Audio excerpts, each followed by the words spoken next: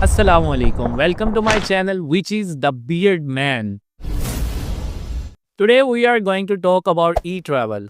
अब ई-ट्रैवल क्या होता है? कुछ लोग सोच रहे होंगे कि यार जवाद भाई ने पहले फ़िलीपींस के बारे में बताया जी, आप वीज़ा इस तरह लें, ये रिक्वायरमेंट्स हैं। अब हमें ई-ट्रैवल के भी पंगे में डाल दिया। तो ई-ट्रैवल भई ये उनके रिक्वायरमेंट्स के अंदर से है, अब मैं क्या कर सकता हूँ? तो लिहाज़ा फ़िलीपींस जब आप ट्रैवल कर रहे हैं, चाहे किसी भी कंट्री से ट्रैवल कर रहे हैं, तो आपको ई-ट्रैवल की ज़रूरत होती है। ये ई-ट्रैवल फ़ॉरेनर्स के लिए अराइवल के लिए है, डिपार्चर के लिए ज़रूरी नहीं है। और जो फ़िलिपिनोज़ हैं, उनके लिए डिपार्चर के लिए ये ज़रूरी होता है। अब ई-ट्रैवल के अंदर होता क्या है? बेसिकली आपकी सारी इन्फॉर्मेशन होती है कि फ़लाँ नाम का शख़्स यानी जवाद है, ये पाकिस्तान से ट्रैवल करके आ रहा है, ये इसकी फ़्लाइट का नंबर है, ये इसका नाम है, ये इसके घर का एड्रेस है, ये इसका फ़ोन नंबर है और वो इस डेट को फ़िलीपींस आएगा और इस डेट को वापस चला जाएगा। ये सारी इन्फॉर्मेशन उसके अंदर होती है। इसके अलावा कस्टम की भी कुछ इन्फॉर्मेशन होती है कि अगर आप ज़्यादा करेंसी लेके जा रहे हैं यानी $10,000 से ऊपर अगर आप करेंसी लेके जा रहे हैं तो आपको डिक्लेयर करना होता है। इसी तरह अगर आप ज़्यादा गोल्ड या फिर कोई और चीज़ें कि जो कस्टम के अंदर आती हैं तो वो लेके जा रहे हैं तो वो भी आपको इसमें डिक्लेयर करनी होती है। अदरवाइज़ एक आम जो टूरिस्ट होता है वो ये सारी चीज़ें तो नहीं लेके जाता खैर। तो चले अब चलते हैं स्क्रीन की तरफ कि हमने ई ट्रैवल को कैसे फिल करना है। आपने अपने मोबाइल का गूगल क्रोम ओपन करना है और वहाँ पर जाकर ई ट्रैवल सर्च करना है। ई ट्रैवल सर्च करने के बाद सबसे ऊपर जो वेबसाइट आएगी उस पर क्लिक करके ओपन कर लेना है। अब आप राइट साइड पे 3 लाइंस देख रहे हैं, उस पर क्लिक करके साइन इन के ऊपर क्लिक करना है। अब आपके साथ ये इंटरफेस आ जाएगा।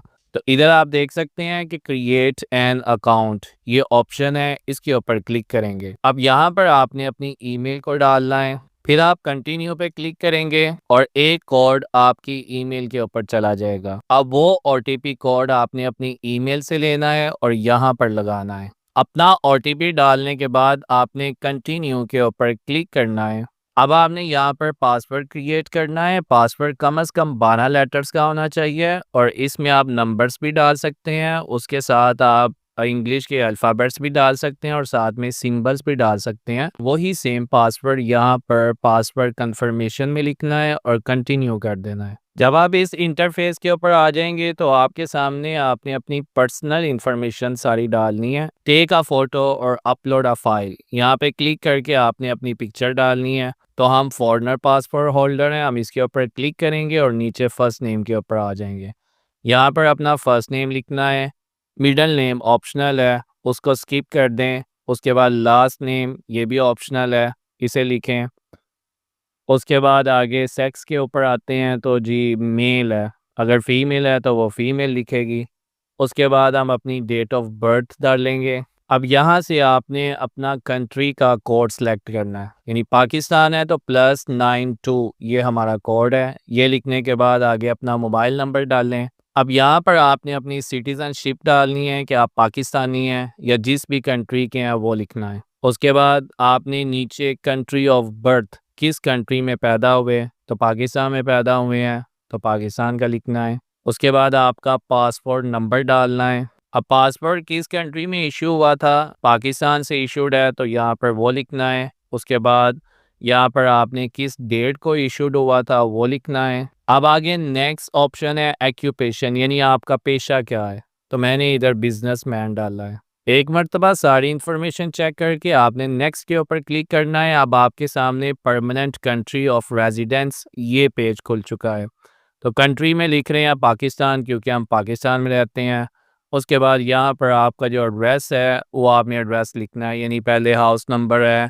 उसके बाद ब्लॉक कौन सा है, यानी कि कौन सा टाउन है वो लिखना है। सिटी कौन सी है वो लिखनी है। स्टेट कौन सी है वो लिखनी है। प्रोविंस कौन सा है वो लिखना है। ये लिखने के बाद आपने नेक्स्ट कर देना है।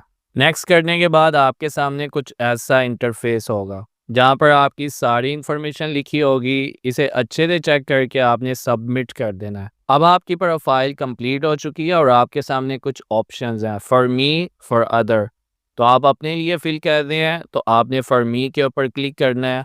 उसके बाद बाय एयर जा रहे हैं तो आपने एयर के ऊपर क्लिक करना है। उसके बाद आप अराइवल कर रहे हैं या डिपार्चर कर रहे हैं, यानी पाकिस्तान से फ़िलीपींस जा रहे हैं या आप एक फ़िलिपिनो हैं और फ़िलीपींस से बाहर जा रहे हैं तो आपने अराइवल के ऊपर क्लिक करना है अगर पाकिस्तान से आप फ़िलीपींस जा रहे हैं। अब आपके सामने ट्रैवल डिटेल की ऑप्शन शो हो रही है।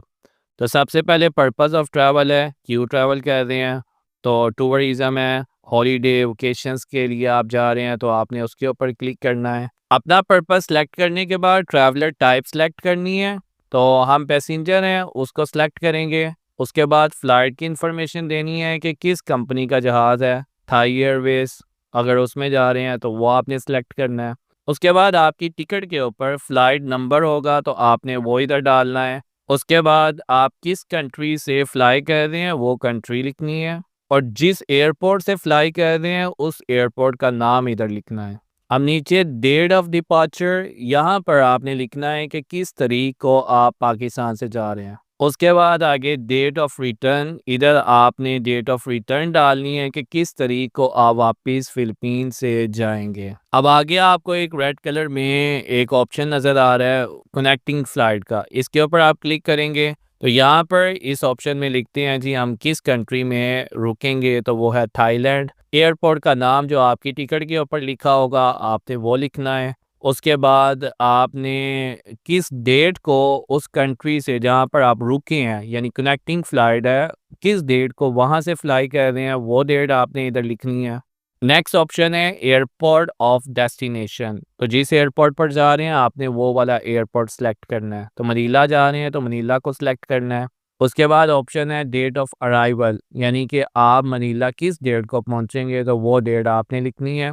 नेक्स्ट ऑप्शन है destination upon arrival in the Philippines, कि आप फिलीपींस आ रहे हैं तो कहाँ रुकेंगे, रेजिडेंस हैं यानी किसी के घर रुकेंगे, होटल में रुकेंगे, या फिर आपका वीज़ा सिर्फ जो है वो एयरपोर्ट पे आप कनेक्टिंग फ़्लाइट के लिए आ रहे हैं तो आप वो वाली ऑप्शन सेलेक्ट करेंगे। उसके बाद नीचे आप देख सकते हैं कि होटल के कुछ नाम है, यहाँ से आपने होटल के नाम को सिलेक्ट करना है, सर्च करना है, सर्च करने के बाद उसे सिलेक्ट करना है और सिलेक्ट जब आप कर लेंगे फिर आगे आपने इसे नेक्स्ट करना है। आपके सामने कुछ ऐसा इंटरफेस आ जाएगा, हेल्थ डिक्लेरेशन, दोनों ऑप्शंस को नो कह के आपने नेक्स्ट के ऊपर क्लिक करना है। आपके सामने ऐसा इंटरफेस खुल जाएगा जिसमें बहुत ही इम्पोर्टेंट इंफॉर्मेशन है आपके बैगेज के रिलेटेड और उसके अलावा जनरल डिक्लेरेशन कि आप करेंसी के हवाले से कितनी करेंसी लेके जा सकते हैं। तो अगर आपने करेंसी को डिक्लेयर करना है तो फिर आपने यस के ऊपर क्लिक करना है, अदरवाइज नो पे क्लिक करके आगे आ जाना है। अब आपके सामने ये इंटरफेस होगा जहाँ पर आपने अदर ट्रैवल डिटेल्स देनी है। अगर कोई फैमिली मेम्बर साथ जा रहे हैं तो उसकी डिटेल देनी है और 18 साल से अबव हैं उसकी डिटेल देनी है। और उसके बाद आपके पास चेक बैग वो जो आपका जमा हो जाता है वो कितने हैं। उसके बाद आपके पास हैंड बैग वो कितने हैं वो आपने यहाँ पर लिखने हैं। उसके बाद अगर आप फर्स्ट टाइम फिलीपींस में विज़िट कर रहे हैं तो यस के ऊपर क्लिक करके आगे आपने नेक्स्ट कर देना है। फिर यहाँ पर आपने अपना सिग्नेचर डालना है, यानी जो आप साइन करते हैं वो आपने यहाँ पर साइन करनी है। करने के बाद आगे आपने नेक्स्ट कर देना है। अब आपके सामने आपकी सारी डिटेल और डिक्लेरेशन शो हो जाएगी। इसे आपने अच्छे से पढ़ लेना है। पढ़ने के बाद अब आपने इसे सबमिट कर देना है। तो लास्ट में आपके पास ये बारकोड शो होगा जिसको आपने स्क्रीनशॉट लेके अपने पास सेव कर लेना है और जब आप उधर ट्रैवल करेंगे तो आपने इमिग्रेशन पे ये दिखाना होता है। तो ये था सारा तरीका ई ट्रैवल फिल करने का। अगर फिर भी किसी को समझ में नहीं आती है तो आपका भाई हर टाइम अवेलेबल है। ये मेरा इंस्टाग्राम है, इसके ऊपर कॉन्टैक्ट करें, आपका ई ट्रैवल मैं खुद फिल कर दूंगा। और दूसरी बात ये कि अगर आपको किसी किस्म की भी ट्रैवल सर्विसेज चाहिए, टिकट्स चाहिए, होटल बुकिंग चाहिए, ई ट्रैवल चाहिए या आपको कवर लेटर चाहिए, ट्रैवल प्लान चाहिए, किसी किस्म की भी आपको ट्रैवल सर्विसेज चाहिए, किसी कंट्री के रिलेटेड आपका कोई क्वेश्चन है तो मुझसे इंस्टाग्राम के ऊपर रब्ता करें। इंशाल्लाह आपका भाई आपके लिए हर टाइम अवेलेबल है।